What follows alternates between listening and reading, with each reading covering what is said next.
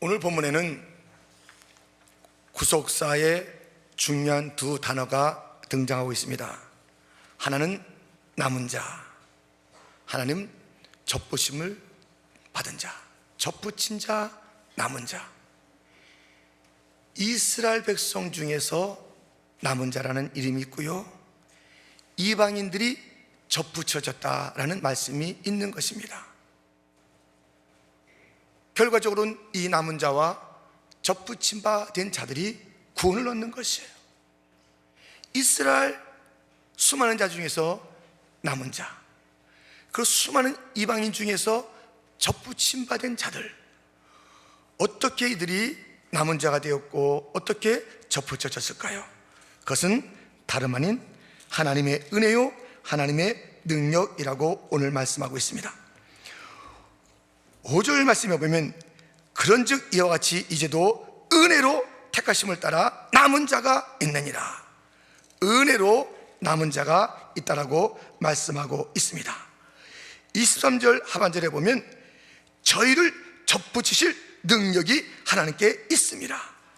은혜로 남았고 능력으로 접붙여졌고, 하나님의 은혜와 능력이 남은 자를 남은 자 되게 했고 접붙인 자를 접붙인 자 되게 한 것입니다. 그런데요, 이 남은 자와 접붙인 자들, 이 두 그룹의 특징은 동일해요. 믿음이에요, 믿음. 그들의 삶의 방식은 하나님의 은혜와 능력으로 남고 접붙임을 받았듯이 이들의 삶의 방식 동일한 것인데, 그것은 믿음으로 그렇게 된다는 것입니다. 20절 말씀에 보면 이렇게 되어 있죠. 옳도다 저희는 믿지 아니함으로 꺾이우고, 믿은 사람만 남았다는 뜻이죠. 너희는 믿음으로 섰느니라. 믿음으로 접붙임을 받았다는 것입니다. 이 믿음이란 단어로, 믿음이란 삶의 방식으로 그들이 남은 자인 것을 증거하고 접붙임 받은 자인 것을 증거하는 것입니다. 돌감람나무, 그 모든 뿌리부터 옳지 않기 때문에 맺혀지는 것마다 더러운 것이요 추한 것이요 그릇된 것으로 가득 찬 돌감람나무에 있었던 그들이 참 감람나무에 접붙임 받아 있어서 새로운 역사를 이루는 그 일들, 그리고 수많은 자들이 다 하나씩 꺾이는데 남아있는 자들, 그들의 삶의 방식은 단 하나, 믿음이라는 것입니다. 그런데 이 믿음은 구체적으로 어떤 모습을 보이는가? 남아있는 자들이 보이는 믿음의 삶의 방식이 오늘 엘리야 때의 한 예를 들어서 우리 주님께서 소개하고 있는 것입니다. 엘리야는 자기밖에 없는 줄 알았어요. 믿음을 지키는 자가 자기밖에 없는 줄 알았어요. 이 세상에 어디를 둘러봐도 다 안 보여요. 자기 혼자 옳게 믿음 생활하고 있는 것이에요. 나 혼자 남았네요 하나님, 나 혼자 남았는데요 하나님, 이렇게 하고 있을 때 주님께서 들려주신 말씀이 있습니다. 4절 말씀, 저에게 하신 대답이 무엇이뇨? 내가 나를 위하여 발에게 무릎을 꿇지 아니한 사람 7천을 남겨두었다 하셨으니, 이 남은 자가 안 보이지만 7천이나 하나님을 위하여 발에게 무릎 꿇지 않은 자가 있다라는 하나님의 말씀을 우리는 듣게 되는 것입니다. 남은 자가 이렇게 있다는 것입니다. 눈에는 안 보인다는 것입니다. 그러나 자기의 삶의 현장에서 하나님을 위하여 바알 사탄 마귀에게 무릎 꿇지 아니하고 그렇게 믿음을 지키며 살아가는 자들이 있다는 것입니다. 7천 명이나 남아있다라고 말하는 것입니다. 눈에는 안 보입니다. 그러나 삶의 현장에서는 치열하게 하나님의 영광과 마귀를, 하나님의 영광을 위하여 마귀를 대적하면서 살아가는 자들이 있다는 것입니다. 여러분, 우리의 신앙, 남은 자의 신앙이 되기를 원합니까? 우리의 신앙은 이렇게 교회에 왔을 때 보이다가 또 집으로 가고 직장으로 가고 사업터로 가면 사라지는 신앙이 돼서는 안 됩니다. 그곳에서 살아있는 신앙이 되어야 되는 것입니다. 너무나도 많은 자들이 교회에서는 믿음을 갖고 있어요. 너무너무 믿음이 좋아요. 찬양해요. 할렐루야. 다 좋아요. 그러나 삶의 현장에서는 안 보이는 것이에요. 이 7천 명은 삶의 현장에서 살아있는 믿음을 가진 자들입니다. 오늘 우리에게 요구되는 믿음은 삶의 현장에서 살아있는 믿음, 하나님의 영광을 위해서 살아가는 자들, 바알에게 무릎을 꿇지 않는 자들, 그런 자들이 있다는 것입니다. 세상에 나밖에 없는 것 같아요. 세상에 우리 교회밖에 없는 것 같아요. 아니에요. 얼마나 많은 자들이, 얼마나 무명의 목회자들이, 얼마나 참으로 2층에서 새들어 살고 지하에서 물 들어오는 것에서 그렇게 신앙생활하는 교회당을 갖고 있지만 진실하게 바르게 무릎 꿇지 않고 하나님의 영광을 위해서 사는 자들이 남아있기 때문에 이 시대가 하나님의 진노를 피하는 줄 믿습니다. 우리도 남아있는 자가 되어야 되겠습니다. 우리도 이 모였을 때 분명한 신앙을 서로 확인할 수 있으나 흩어졌을 때 청년들이여 믿음을 가진 자가 되십시오. 바르게 무릎 꿇지 마십시오. 조그만 여기도 넘어지는 자들, 여기 나왔을 때 찬양할 때는 그렇게 아름다운데, 청년 집회 때는 그렇게 뜨거운데, 그렇게 삶의 현장으로 가자마자 믿음을 팔아버리는 자가 우리 청년이 아니기를 주님의 이름으로 축원합니다. 우리의 성들도 그렇게 살지 않기를 바랍니다. 믿음으로 산다는 것은 이 마귀에게 무릎 꿇지 않는다는 것이요, 하나님의 영광을 위해서 사는 것인데, 이것이 주일만 아니라 이 엿새 동안의 삶의 현장에서도 분명하게 있어서 사람들은 볼 수 없으나 우리 주님 오실 때 남은 자네, 남은 자네, 남은 자네, 남은 자네, 나를 위해서 사는 자네, 바르게 물고 꿇지 않은 자네, 그 숫자를 헤아렸을 때 남은 자의 숫자에 드는 자들이 다 되시기를 주님의 이름으로 축원드립니다. 남은 자는 그렇게 사는 것이에요. 그렇다면 첫 부침을 받은 자들은 어떻게 사는 것일까요? 이들에게도 동일하게 믿음으로 산다고 했습니다. 그런데 구체적인 믿음이 무엇이에요? 오늘 우리에게 이렇게 일러주고 있습니다. 18절 말씀, 그 가지들을 향하여 장하지 말라, 겸하지 말라는 것이에요. 첫 부침받은 자들 원래 자기 주지를 알아야 된다는 것이에요. 동감람나무 있었던 것이에요. 그런데 이렇게 우리가 꺾여져서 참감람나무 예수에게 젖붙임 받은 거예요. 우리 힘이 아니라니까요. 하나님의 능력이요 은혜로 그렇게 됐다니까요. 누구나 똑같이 잘나서 젖붙임 받은 자 없어요. 다 하나님의 은혜와 능력으로 이렇게 참감람나무와 연결된 줄 믿습니다. 그러므로 그 삶의 특징은 자긍하지 않는 것이에요. 교만하지 않는 것이에요. 20절 말씀해 보세요. 옳도다, 저희는 믿지 아니함으로 꺾이우고 너희는 믿음으로 섰느니라. 높은 마음을 품지 말고, 높은 마음을 품지 말고 도리어 두려워하라. 여러분, 이 말씀이요, 우리 주님께서 오늘 한마디로 들려주는 그 단어를 여러분 들으셔야 돼요. 그것이 무엇인지 아세요? 24절 말씀해 보세요. 내가 온 돌 감람나무에서 찍힘을 받고 본성을 거스려 좋은 감람나무에 젖붙임을 얻었은즉 온 가진 이 사람들이야 얼마나 더 자기 감람나무에 젖붙임을 얻으랴. 본성을 거스리는 삶을 사는 것이에요. 사람들은, 철학은, 또 어떤 고전적인 책들은 사람이 자기의 본성대로 살아야지 인간답게 산다는 것이에요. 본성을 거스려야 돼요. 본성을 거스르는 것이 믿음의 삶이고, 그 본성을 거스르는 것 중에 가장 중요한 것이 자기에게 이 뿌리 깊은 교만, 자긍심, 조금이라도 무엇인가 있으면 나타내려는 이것이 없는 삶, 이것을 꺾는 삶, 본성을 거스려야 돼요. 우리의 본성은 얼마나 무서운지 아세요? 조금만 놔둬보세요. 조금만 뛰어보세요. 천하에 없는 것처럼 살아가는 것이 인생이에요.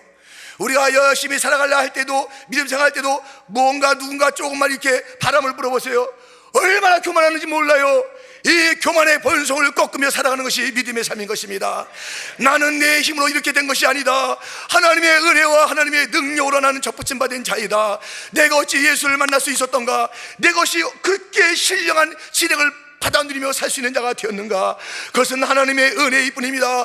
웬일입니까? 웬 말입니까? 나 같은 자를 이렇게 놀라운 참 감람나무와 함께 더불어 살아가는 생명의 놀라운 축복을 누리게 되었으니 주여 감사합니다. 만입 있어도 다 감사할 수 없는 하나님의 그 놀라우신 은혜를 오늘도 성취합니다. 겸손하게 살아야 되는 거죠. 우리 교회는 교만한 자가 없어야 되겠습니다. 잘난 척한 자가 없어야 되겠습니다. 알아요.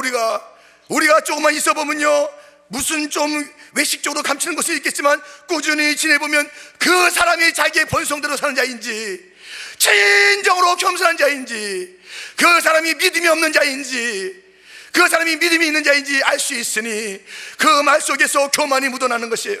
그 말씀에서 자기의 말 속에서 자기가 중심인 것이에요. 신앙도 자기 중심이에요. 교회 일도 자기 중심이에요. 모든 벗겨진 것도 다 자기 중심이에요. 다 자기 중심으로 해석하는 거예요. 자기가 좋아지는 일에는 다 억울해하는 거예요. 자기가 좀이라도 참 어려운 일 당하는 것 같으면 아니라고 하는 것이에요.